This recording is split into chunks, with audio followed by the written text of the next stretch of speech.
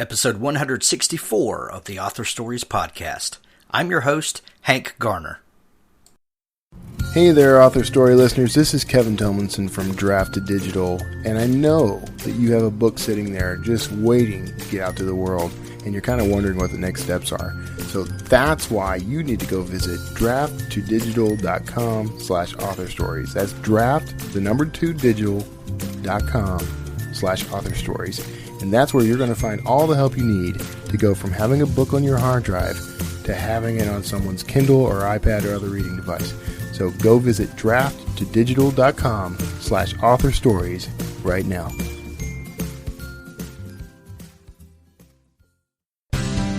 Thanks for joining me each week as I do this podcast. I hope you get as much out of it as I do. It is a real joy to bring you these interviews each and every week. Find all of the archives of the show, and there's a ton, at hankgarner.com. And while you're there, if you would click over in the right-hand sidebar on one of these subscribe links, it would really help. It helps to boost us in the rankings at iTunes and Google Play and Stitcher Radio and YouTube and all of the great places where you can find the best author interviews on the internet.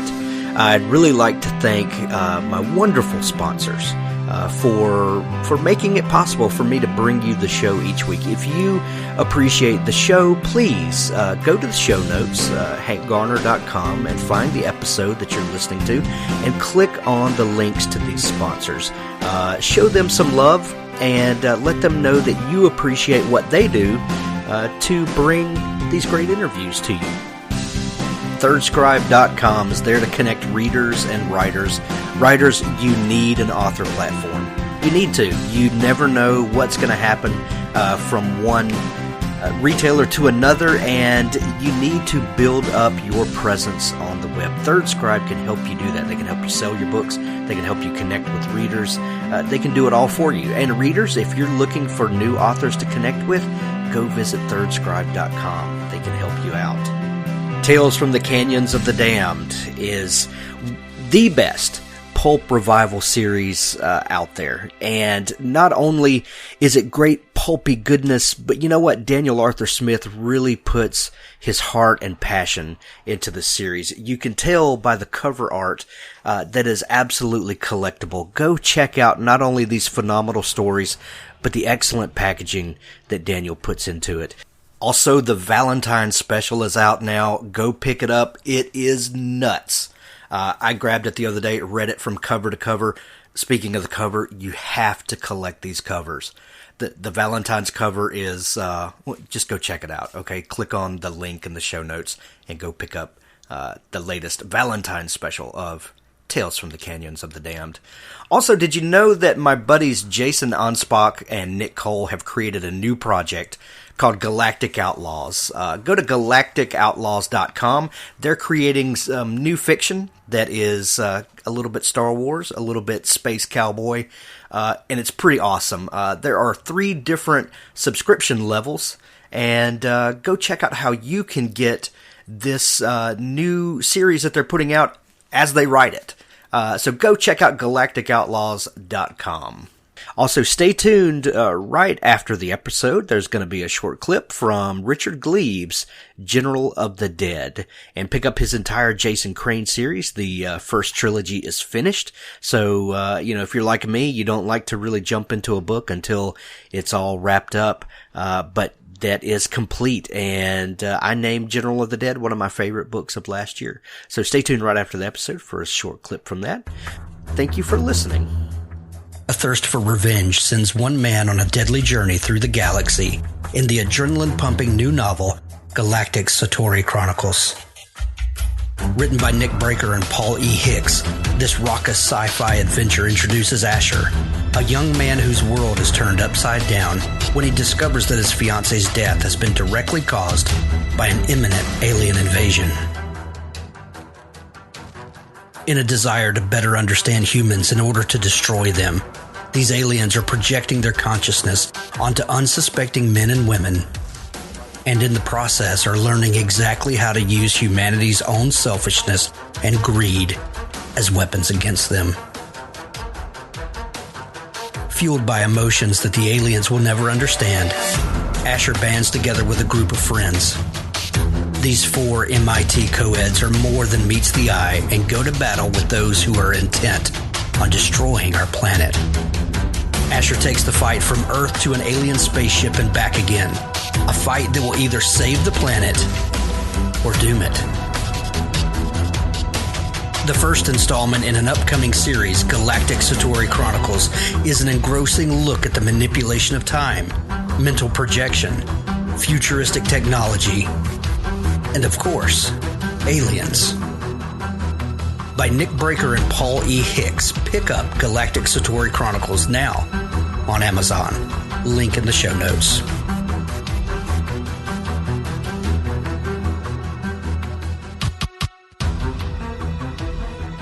Thanks for joining me again for the Author Stories podcast, where I bring you the story behind the stories and the storytellers.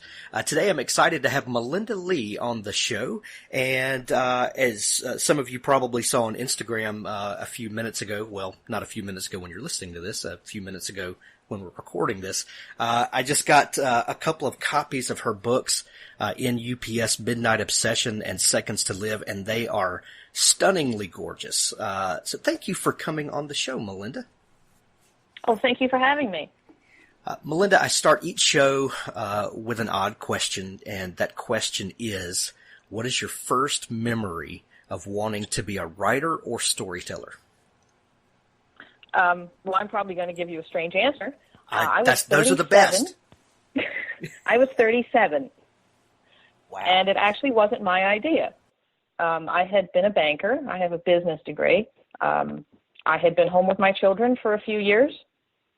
And I have had my nose in a book, I think, since I was born. And one day my husband said to me, and my kids, my youngest had just started first or second grade. So I had a few hours of the day finally to myself. And he said to me, "You are always reading a book. Why don't you write one?" And I said, "Sure. How hard can that be?" Right. So that first book, She Can Run, took me 2 years to finish. And I wrote it more of in a hobby fashion. I just was enjoying myself every day. The kids would go off to school. I would run my errands. And then I would spend a couple hours in the afternoon just indulging myself. So 2 years later, I had this finished book, and I had no idea what to do with it. I had no idea how to write a book. So I entered it in a writing contest, and it won. Wow. But then when I got the notes back, this was in the old days when people actually, this was 2007, I think. Right. This was in the days when you could actually get notes back, and they would be like in print, not like everything is through email now. This was actually printed copies. And one of the judges, had written things in the columns like, POV, and I didn't even know what that meant. But anyway, that was the first time when I won that contest, and I thought to myself, maybe I can actually learn how to do this. Yeah. Now your story is fascinating because it is not the norm for a couple of reasons. Most people, when I ask that question, they will remember back to a time when they were very young and they were kind of spinning yarns for the family and things like that. And storytelling just kind of bothered them for the rest of their life. It's this kind of thing that they couldn't shake. You came to it very much later than some other people do. And the first thing that you attempted got published. So those things are not the norm for most people. So I assume that when you said you didn't know how to do it, and you kind of had this innocent naivete about sure, why not do this? At any point along the way, did anyone discourage you or say, oh, this is silly? Did you have any kind of dissenting voices around you at all? I didn't tell anyone at first. Good plan. Because to me, it was just me indulging myself. I was just having fun. I was enjoying what I was doing. It's a little hobby. So no, I really didn't. But on the other hand, I come from a business background, and I was in banking for years. And I used to cold call. We had to bring in fee income. So when I started, when I finally had this book and I thought, well, maybe I can actually do something with this. And then I took some writing classes. So I did it all backwards. I wrote the book first, and then I learned how. And I started to revise. I think the book went through 5 complete rewrites. And I know most writers tell me they wrote their first book and it went under the bed because it was terrible. But I used that first book as a tool to learn how to write. I wanted to know what was wrong with it, what needed to be fixed, what it needed. So, I learned what POV was. Then I made a pass through and I went through the whole book and I fixed that. And then I learned what character arc was. And I thought, oh, I could use one of those. So then I went through the whole book and, I made a character arc. And then when I finally started submitting and doing queries, I had done all my research on the industry. And I got rejections back. I was used to cold calling. So rejections to me were like, there's plenty more agents out there. I'll just keep trying until I find one. I love that idea, because like you said, a lot of people will say they write that first novel and it goes in a desk drawer or a trunk or whatever, and they just start on the next one, and then one day, magically, they know how to write a novel, and that novel becomes a success. But I think a lot of people leave this out of the story, but along the way, you don't just magically become a writer because you write a lot of words. You learn things as you go, and a lot of times that comes from good input from editors or helpful rejections or things like that. So I like that you were persistent with that story, that there was obviously something to the story because there was something about it in the beginning that you believed in, or at least had a spark of something there. And I like that you didn't give up on that. I love that. Oh, thank you. I always tell people that I think there's 3 basic things that get you published. And there is a natural talent. I think some people are just, I must have a little bit of talent naturally, but then you have to have persistence. Yeah. And there has to be a little luck too. I think it's, a combination of those factors. Yeah, I think you're dead on. So tell me about She Can Run. Where did that story come from, and what was it, what was it about? I used to, years ago, I have a second-degree black belt, and I have done some Brazilian Jiu-Jitsu and then some other martial arts. And I used to teach women self-defense. And I worked with a number of domestic violence victims, and I trained with people who had been victims at one point. So that always stuck with me, the women and their courage and where they came from. And that became the springboard for She Can Run. Which is interesting because one of the main reasons the book got rejected over and over again is editors were telling me it was a dull story. It was old. It was dated. No one cares about that. It's not a current topic. And so that was probably the only kind of rejection that actually made me a little bit angry, because it is a very current and very important and prevalent problem in society. Well, yeah, and obviously you did not take that advice to heart. When they told you things like that's a dated story? Or you're like, well, you just don't understand the audience, or you don't understand why people would want to read that. These were the days before there was self-publishing, and I think often there was a disconnect between publishing and readers. They were very far removed. So I think there was always that disconnect that maybe publishing really didn't know what readers wanted. I think it's a little different now. There aren't quite any middlemen, and authors have other avenues to publish. But at that time, there really weren't any. I think the industry has changed so quickly over the past 8-9 years. Well, sure. What was your when you first envisioned the story? I know that this was just a hobby for you, but did you see the story as fitting into a particular genre, or did you set out to write something that hit certain notes, or did a character come to you first? What was the genesis of that in your mind? Well, I did not understand genre at the time. I was a reader. I don't think readers really pay attention to the genre names or the bookshelves as much as the industry tells them they should. I just set out to tell a story. That was probably the second reason the book got rejected over and over again, was because it didn't really sit on a shelf. It was kind of a blend. There's mystery, maybe even a little women's fiction in there. There's maybe a little horror. I was a big Stephen King fan. There's a lot of different genres in there. There's romance in there. And I really didn't worry about that at all because I didn't understand it. So I just purely set out to write my story. Right.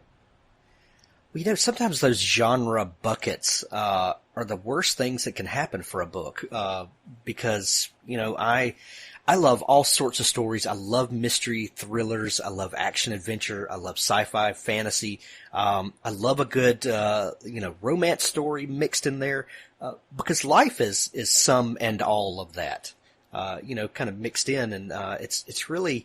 I understand the marketing and why we need genre designations and all that. I'm not naive and stupid, but man, sometimes I think we turn readers away because of labels, and that's unfortunate. I agree. I think my complete ignorance of the industry when I began actually turned out to be a benefit. Yeah, I could see that. What sort of, you said that your nose was always in a book. What sort of books did you read when you were growing up, and then when you became an adult? What sort of things did you go back to all the time?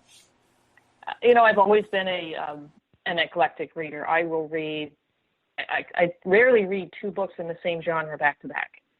I grew up on all the Black Stallion books, Nancy Drew. As I got a little bit older, Stephen King. My grandmother also probably had the largest collection of Agatha Christie paperbacks in the universe. She had an entire Nice. wall. I read probably all of those. Rex Stout. There's just too many. Like I said, I read everything. I don't read just romance or just mystery. I love nonfiction. I love memoirs. Because to me, all stories are about people.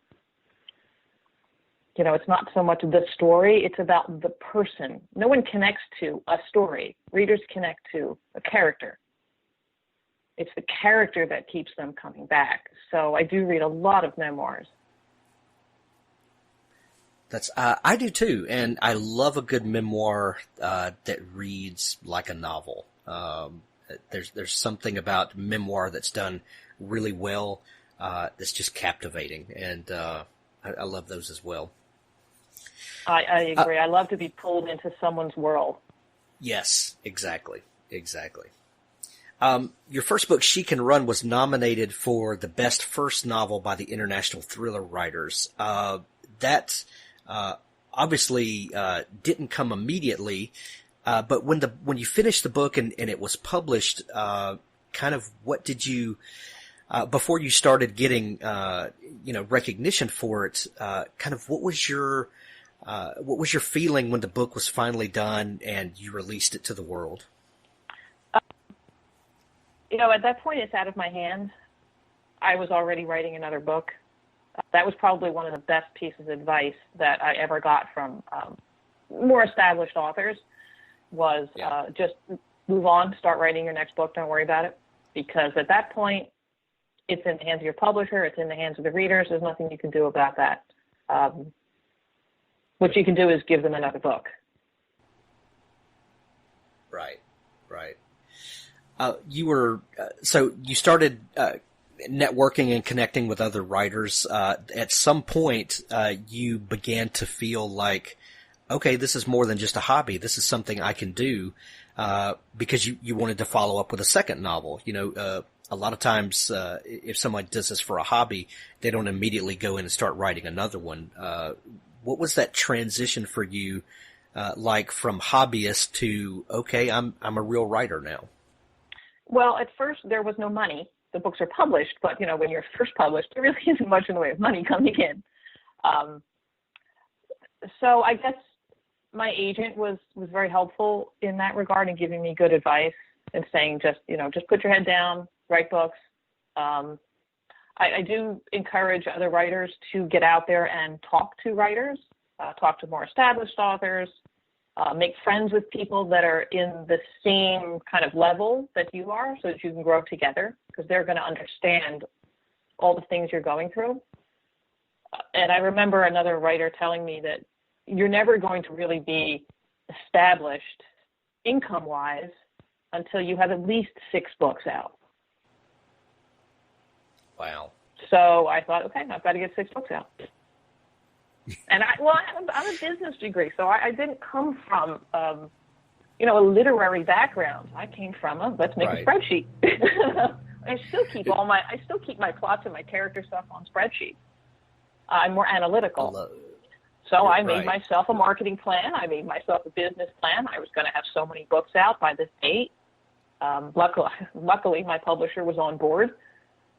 And I must have had some stories inside because I'm writing my 14th novel now. Cool. Obviously. You said that you are a fully recovered banker now. What led you away from banking? What didn't lead me away from banking?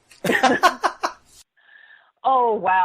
Who wants to choose what they do with their whole life when they're 18? I agree. And that's what I tell my kids. I have 2 kids in college now. Both my kids are in college. And I always tell them, you know what? Get a broad degree, because I can guarantee you in 10 years you're going to want to do something else.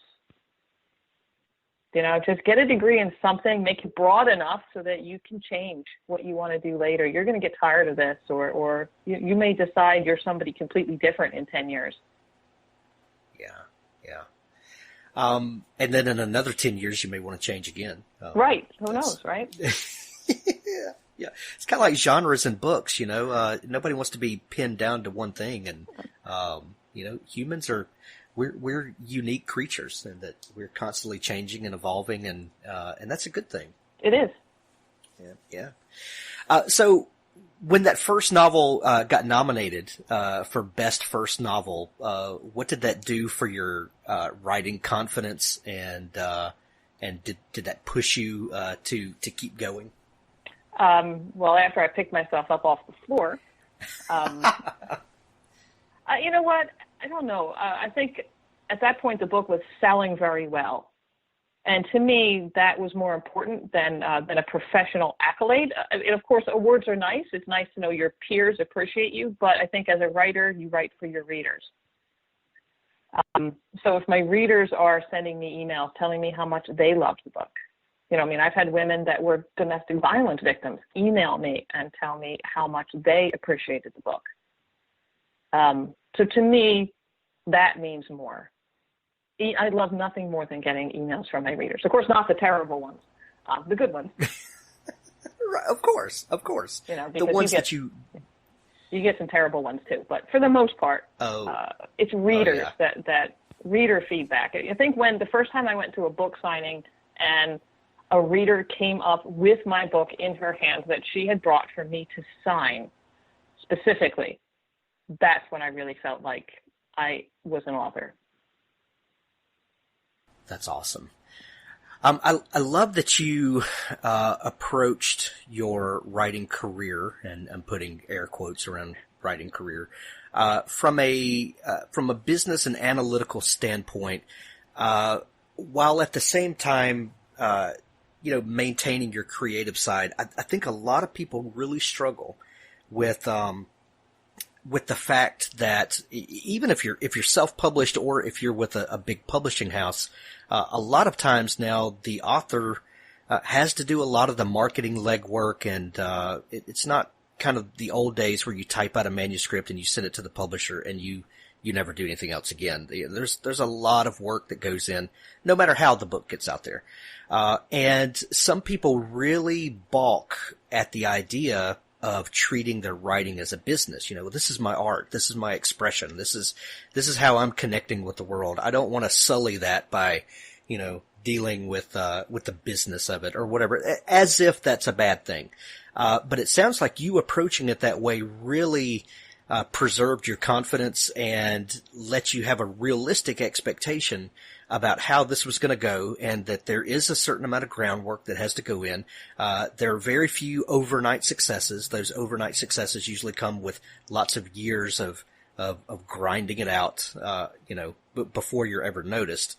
So how do you balance this idea that what you're doing is a business and you are a businesswoman, while at the same time you are being very creative and telling stories that connect with the heart and that connect with people's humanity? How do you balance those two things?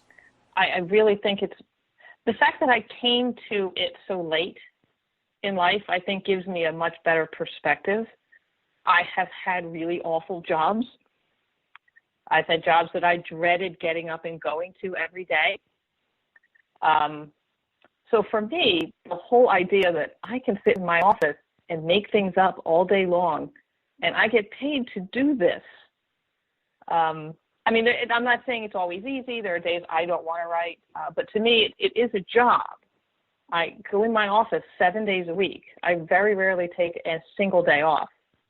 If you ask I'll say I work 60 hours a week, and my husband will be sitting there going, yeah, try 80. So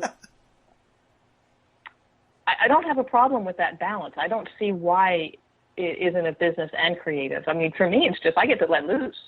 I used to be a financial analyst. I used to sit with spreadsheets of numbers, and I used to write reports about these spreadsheets of numbers. No one wanted to read those. Even the people who were paying me to write them didn't want to read them. Right. So this is just fun. That's wonderful. What did you follow up that book with? You said that you immediately started writing another book. Kind of when you got that first story out and all of the revisions that you went through, were you ready to move on to a new story with new characters and kind of wipe the slate clean? That really wasn't my consideration at the time. I hadn't, when I had finished the first book, it hadn't been sold yet when I started the second book.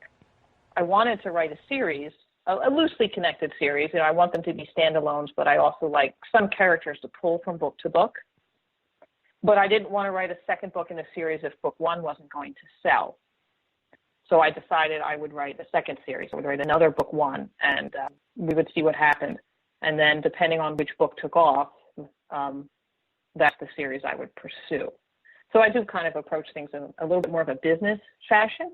I have so many stories in my head that if somebody tells me, all right, I want you to write another book in this series, I'm like, okay, I have a story for that. No problem.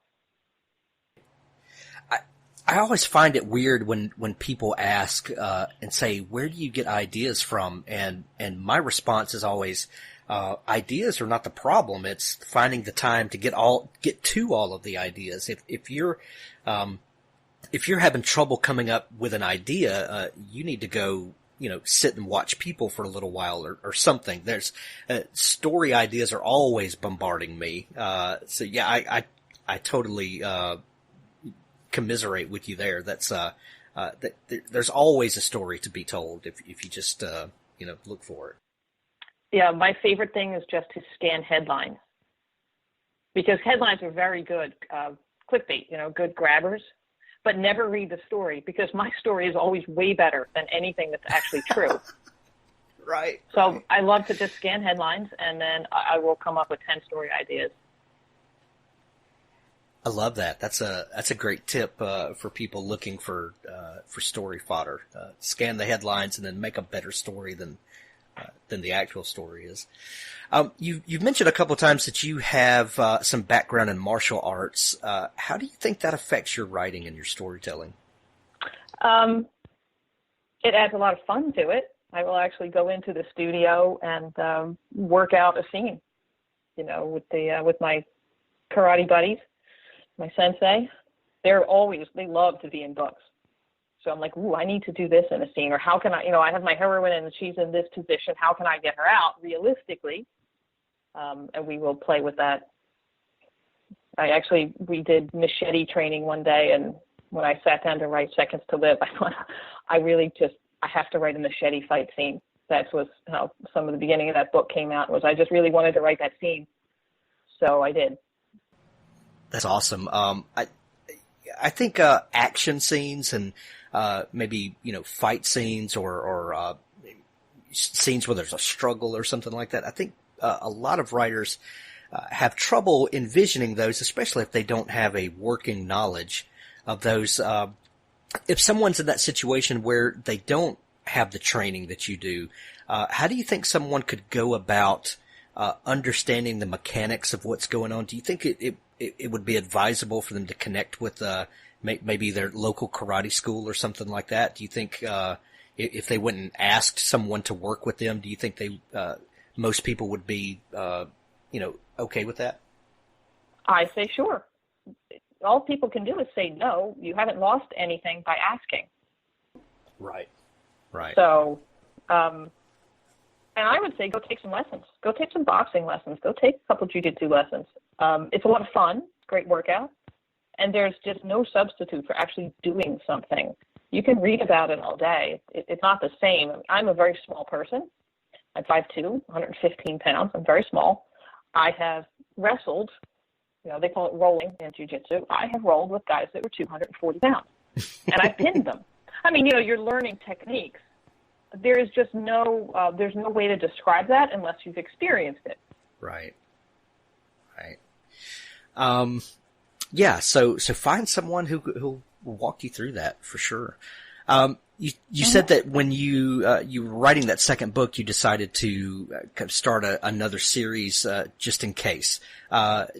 Which one of those became the series that you pursued first? Actually, both. Because She Can Run, I sold, and then I sold Minute Exposure. And then I went back and I wrote a second book, She Can Tell. And then I wrote Midnight Sacrifice. So I kind of juggled them back and forth for a while. Did that help to... So they both... Did that help to switch back and forth? Did that help keep the stories fresh and keep them coming? I don't know. I have two minds about that. Sometimes it's hard to immerse yourself in one world after you've been in a different one. I end up spending a lot of time going back and rereading or looking things up because I don't remember what happened in that book. I don't remember, what a character's name was, or frankly, sometimes I forget what I've done in the book because they go through multiple drafts, multiple revisions, sometimes scenes. So I was looking for scenes only to find out it never actually made it into the book, but I remember writing it, so it must have been one that got pulled. So. Yeah, I've done that too, and you're like, I wrote this. I should really remember this, but exactly right. You think you would, but I think because you revised them so much, sometimes you forget what actually ended up in the final book. Yeah, I was at my wife and I were at a concert one time, and I won't name names, but the guy forgot the lyrics to one of his songs. And in my mind, I berated him. I'm like, you wrote the song. How do you forget your own lyrics? And then I'm revising one of my novels, and I'm like, I know I added this. And then I forgot what I did with my own book. So yeah, I decided to give him a little grace from there. So. But you said that you plot and outline your books in a spreadsheet. What is your plotting process like? Do you get the whole thing plotted out before you begin writing? Kind of what's your setup for getting started on a new project? I've experimented with outlines. It really just hasn't worked for me. I don't know that I really have a great process. I wish I did. I'm not a pantser. I do plot, but I don't plot the whole book. And I stay very fluid because often my characters decide they want to do something else as I'm going through. So if I have plotted out, say, my opening scene, usually I know at least the first act of the book. I know what's going to happen. Okay. I know what my opening scene is, and I know where my first turning point is. And I try to get that hammered out. I usually have to write that multiple times before I feel good about it. And then I end up writing the beginning again after I finish the book. But then I try to know what my midpoint is and maybe a couple other plot points along the way, things I know are going to happen. I like to know the end. I don't always. Sometimes I think I know the end, and then when I get to the end, that's not how it turns out. So I've learned to be fluid about it. I try to know where I'm going. I know what my story is. I know my characters, and I think that's the key, is to know your characters, know what their conflicts are, know what they're struggling with, and then make life as hard as you can for them. It sounds really mean, doesn't it? It does, but I think everybody knows what you're talking about, though.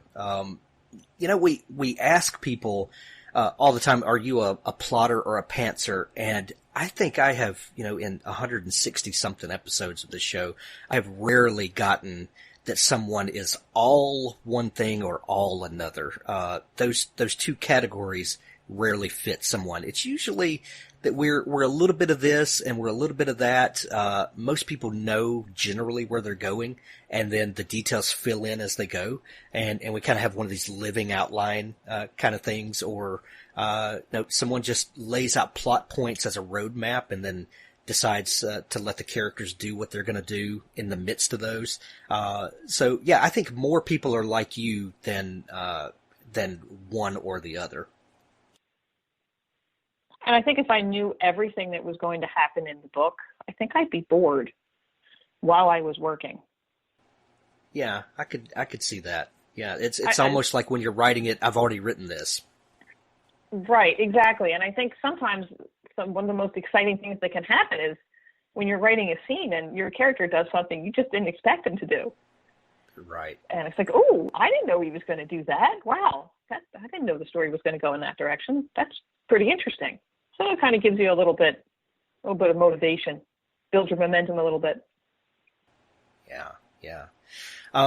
You mentioned earlier that you love getting letters and messages from readers. Do you find that people really connect with the characters in your book, and what does it ever surprise you when you get a message from a reader and they say, this really touched me, or it, you have no idea what I'm going through, and then I read this book and, it gave me hope, or, let me know that I'm not alone. Do you ever get messages like that? I have, and I think those are the ones that really make me feel like I'm doing my job well. Yeah. Because like I said, all stories are really about people. They're about characters. And you really have to connect with those characters. You have to make them as real as possible. Their strengths, their weaknesses, their flaws. They have to be relatable. I do a lot of family drama, probably because I have a lot of family drama. Don't we all, right? Right. But I think readers really connect with that too, not just with an individual, but how that individual relates to the people around them. So I think that's equally as important. And family drama is a little redundant, If True. you have a family, you have drama. Exactly, and I think that's another reason that readers really connect with that. Yeah. Your book, Seconds to Live, landed on the near the top of the Wall Street Journal bestseller list this past summer. What was that feeling like? That was pretty exciting. Yeah, I bet. I have to say it. I was pretty excited. My mother went out to all the local stores and bought every copy of the Wall Street Journal she could find. I was going to tell her that really for marketing purposes it would be better if other people had them, but she was really enjoying herself. So I have a whole stack of them in my office. Thanks, Mom. Yeah, exactly. That's great. That was the third book in your Scarlet Fall series. That must have been exciting to see that the series was growing to the point that people were connecting, and that had to do wonders for the back catalog, I would imagine. It did. Yes, backlist is a wonderful thing when you're an author. Sure. So also a couple months ago, you released Midnight Obsession, the fourth book in the Midnight series. So you still have multiple series ongoing right now. I have 5. Yes, 5. That are still ongoing? I don't, well, it depends if my publisher wants more in different series or not. I have a lot of stories. They're always telling me, well, what book do you want to write next? I was like, well, I could write a story in any of them. I could probably come up with 6 stories for any of my series at any one time.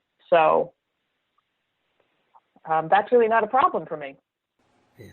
Do you ever get, when you're writing a book and it's been an ongoing series, do you ever think, this is it, I'm going to completely close the cover on this, and I'm going to set things into motion that'll never resurrect this series again? This is a hard ending.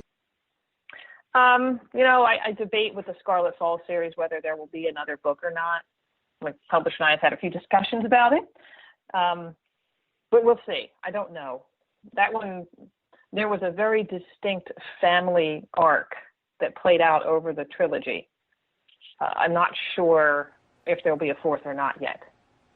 Okay. Gotcha.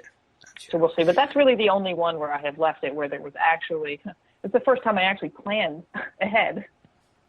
Yeah. Far enough, that I knew what was going to happen through the trilogy. Most of my series, I don't plan that well, honestly. Things just happen kind of like life happens. Right. Things happen to my characters and they react to them. But that one I actually had a plan going forward. Nice.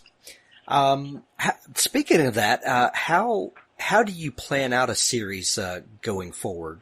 Do you, like you talked about your spreadsheet for that particular book that you're working on, but do you ever think about, okay, after this book, maybe this inciting event could happen that would maybe lead to this particular outcome?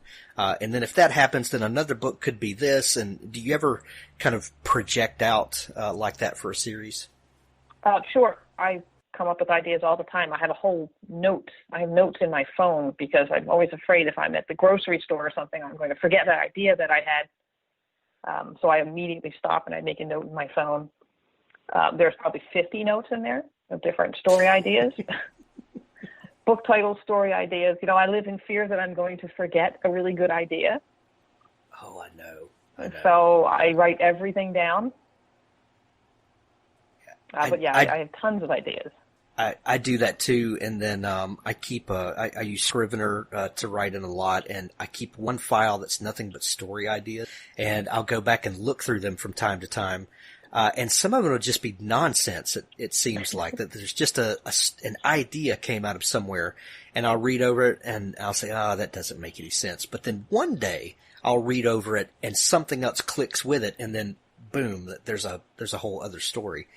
So yeah, if you have ideas, write them down. You never know when the other spark will come. That's right. Yeah. If you were to give a new writer, I don't like the word aspiring writer or aspiring author, because I think you either write or you don't. You may be at a different point in your publishing, but if someone is getting started and kind of after you've been through this and you've learned so much, what advice would you give a new writer? I'd probably tell them a few things. In fact, I do. I'm active in my local writing group. First of all, keep writing. Write every day. It's a learn by doing activity. The more you do it, the better you will get at it. And keep trying to improve your writing. Take workshops, take classes, read books on writing, read books. And I think today, my biggest thing with new writers is I think they rush to self-publish sometimes. Maybe they're not getting, maybe they're getting rejection letters, or they're just not getting the feedback that they want, and they immediately just self-publish the book rather than rewriting it over and over again. Because as an author, that's what you do. You write your draft, and then you rewrite it, and then you give it to your editor, and then she tells you all the parts that are terrible, and then you rewrite it again, and then it goes to a different editor, and they pick it apart again, and then you rewrite it again. So every book that gets published of mine has been through 4 or 5 revisions. So I think you have to learn to take criticism. You have to not be tied to every word, and you have to accept the fact that sometimes that editor even if you don't like the feedback she's giving you. And this is something I learned the hard way. I've gotten that revision letter back, and I've read it, and never respond. First of all, you read it and you let it sit for 24 hours, right? Because sometimes they tell you things you don't want to hear, right? I've gotten better at it now, but those first few revision letters, you're like, what? But if they're flagging something, then there's something wrong, and it needs to be fixed. It may not be exactly, you may not fix it in the way that they're recommending or the direction they want you to go in, but if my editor is flagging something in my book, then that means there's a problem in it, and it needs to be addressed. So don't get attached to every little thing. You want the book to be the best it can be by the time it gets into a reader's hands. Yeah. And another piece of advice I would say is make writer friends. It's a very solitary job. You spend a lot of time alone. It's very important now and then to get out and see human faces that are larger than a half-inch thumbnail on Facebook. Oh, tell me about it. I would be a hermit if it weren't for my wife who drags me out sometimes. We're going to see actual humans today, okay? Okay. Yeah. I'm probably that one writer, there's out of every writer group, 90% of them are introverts, and then there's that one annoying extrovert. That's me. Right. I'm the annoying extrovert in the bunch that wants everybody to get together, and everybody's like, no. Come on, let's all go to the bar. And you're like, no, right, and you're like, no, we need to get together because I'm going to watch your every move and take notes on it for my next book. Well, I need to see a human being. Plus, as a writer, not only is it solitary, but it's not like other professions. It's not like when I was a banker. This is a job that you live with. Your work is in your heart, and you're putting it all out there on the page. And when you're getting rejections and you're getting, you get a letter back when your editor basically tells you your whole book is terrible. It happens to everyone. You could have 3 great books, but that 4th one comes back and your editor's like, what were you thinking? The only people that are really going to understand that are other writers, people who have been in your shoes. So rather than responding to your editor, you call your writer friend, and they tell you, it's okay. It's all going to be fine. You just fix it. Happened to me. Your career's not over. So I think that's really important. You need friends. Yeah. And it helps to have friends that are more successful than you are, or have at least experienced things that you haven't. Maybe they're further down the path than you are. Because if you only have friends that are in the same boat as you, you can't get good advice that way. It helps to surround yourself by people kind of that are all at different points of the path, for sure. Definitely. Yeah. If someone is not familiar with your work, Melinda, how would you describe the kinds of stories that you write for someone who's maybe just hearing this for the first time and not familiar with you, but something that you've said has intrigued them? How would you sell what you do? How would I sell what I do? I write dark suspense, sometimes disturbingly dark.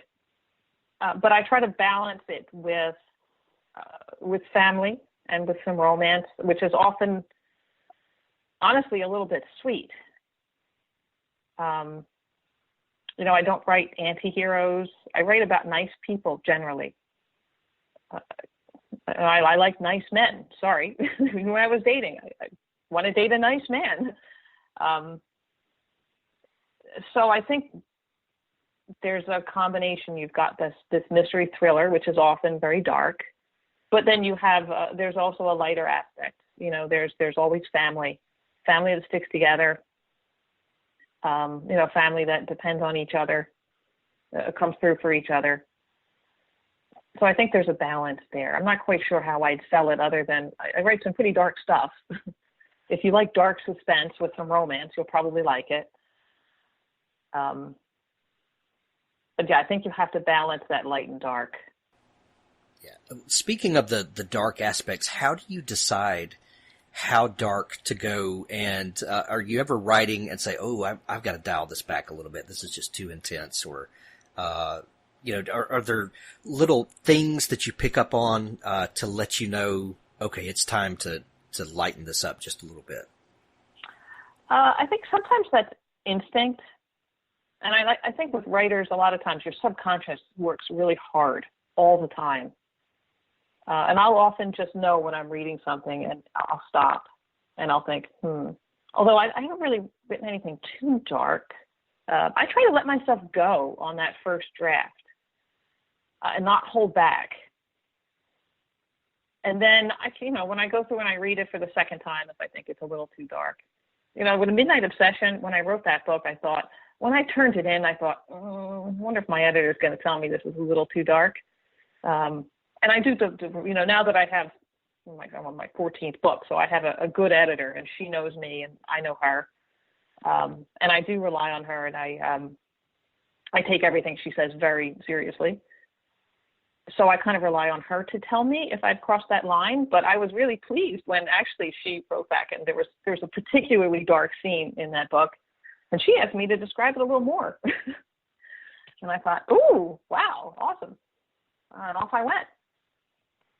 So I do think you need those good editors, though. You need that fresh pair of eyes. When you're buried in a book for, 4 months, you need someone else to give you an outside perspective.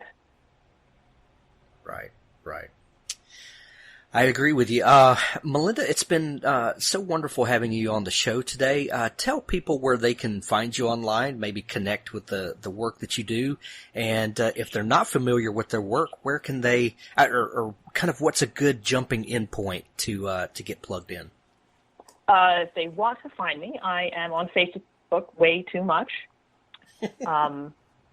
So I'm very active on Facebook. I'm on Twitter. I also have a website, melindalee.com.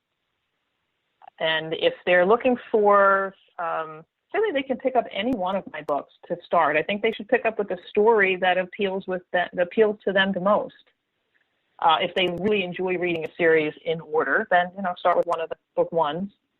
Although I do write almost all the plots as standalone, so they really don't necessarily need to be read in order. But I know some readers really like to go in order. But really, pick the story that appeals to you the most. That's what it's really about. Excellent. Melinda, thank you so much for taking time out of your day to come on the show. I really appreciate it.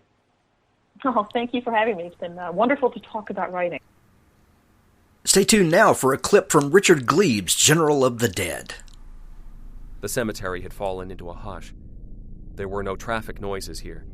They were far from Broadway, far from anything. They could have been walking in an ancient glen. They passed a great Celtic cross of green copper, a combination of the Christian cross and the pagan sun deity, if Jason remembered his grave symbols. An old design, from the days when Western religions were first passing the mythological baton. Valerie led them to the crest of a hill.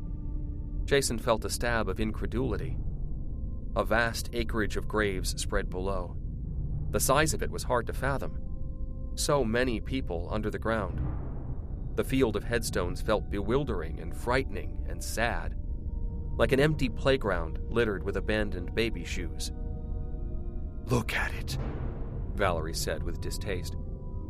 "I have never liked cemeteries. Too physical. All those mortal remains bound to a patch of earth, hemmed in by a fence. Spirits caught in a trap. Like dogs in a kennel." "Hey," said Joey. "That's my cemetery you're talking about." "This cemetery doesn't belong to you." She patted Joey's shoulder. "Not to anybody living. It belongs to the dead." She raised an arm. "Cemeteries are cities. Cities for ghosts. It's their land, not ours. And in every graveyard, like every city, there's a leader. All others answer to him. Or her. To the dominant spirit," whispered Jason.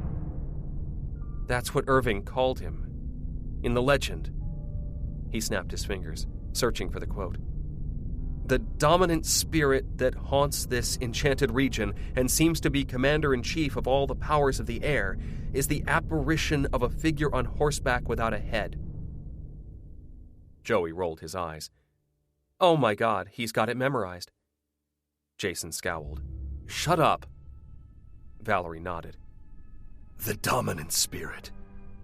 If the horseman has risen, if he's the strongest, then all the others, the minor spirits, the weaker ones, will obey him. They can't be at rest if he doesn't let them be. So, said Jason, he's summoning the minor spirits. He's enslaving them. It's an awful thing when the dominant spirit is a dark one. It corrupts the ground. It keeps the souls here from finding peace. A dark spirit will cave the ground in over its own head. Things will stop growing, twist and decay. Even the living won't find solace there. If you walk past a graveyard and you fear it, you can be sure that the dominant spirit is a dark one.